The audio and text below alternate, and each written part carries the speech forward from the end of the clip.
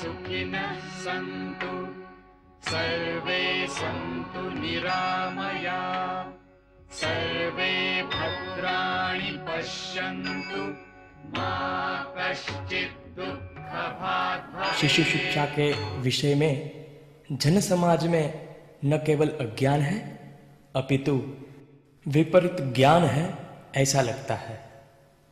इस विपरीत ज्ञान के कारण से शिशु शिक्षा की अनावस्था हो रही है। आज Montessori, KG, nursery, anganwadi, playway आदि पद्धतियों के नाम पर चलने वाले इन विद्यालयों में कोमल शिशुओं पर शिक्षा के नाम पर बस्ते का बोझ, गृह कार्य, परीक्षा आदि के रूप में जो अत्याचार हो रहा है वह संपूर्ण रूप से अमनोवैज्ञानिक प्रक्रिया है। यह सब पद्धतियां विभिन्न देशों की विशिष्ट परिस्थितिवश पैदा हुई है। यह कोई स्वस्थ मनोवैज्ञानिक पद्धतियां नहीं है अपितु उस परिस्थिति विशेष को ठीक करने की व्यवस्था मात्र है।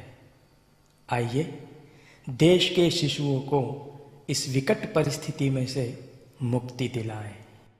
हमारी शिक्षा की दीर्घ परंपरा में शिशु शिक्षा नामक संकल्पना ही नहीं है। शिशु विकास की कल्पना तो है किंतु उसके लिए विद्यालय जैसी कोई व्यवस्था नहीं रही है। मनोविज्ञान का सिद्धांत कहता है कि शिशु का विकास घर में होता है, माता पिता और परिवार के माध्यम से होता है, संस्कारों के रूप में होता है, वो भी गर्भाधान के क्षण से प्रारंभ होता है। भारतीय जीवन विचार के अनुसार गर्भावस्था से लेकर 5 वर्ष की आयु तक शिशु में संस्कार ग्रहण क्षमता सबसे अधिक होती है।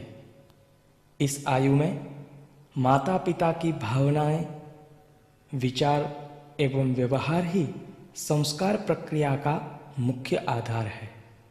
दूसरा आधार है शिशु संबंधित वातावरण।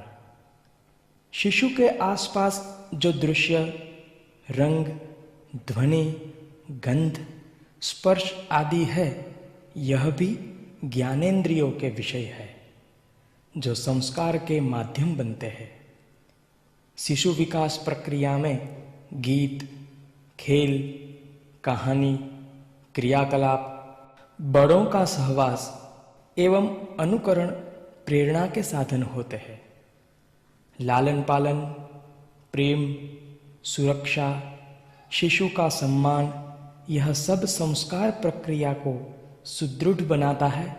इसलिए हमारे शास्त्रों ने कहा है, लालयेत 5 वर्षाणि 10 वर्षाणि ताड़येत प्राप्ते तु 16 वर्षे पुत्रं मित्रं समाचरेत।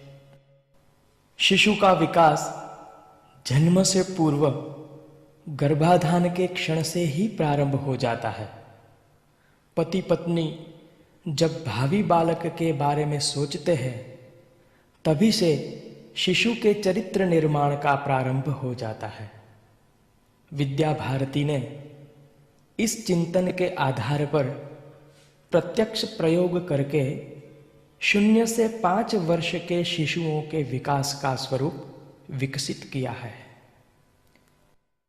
शिशु शिक्षा का उद्देश्य जीवन का घनिष्ठतम अनुभव, संस्कार एवं चरित्र निर्माण एवं विभिन्न क्षमताओं का विकास।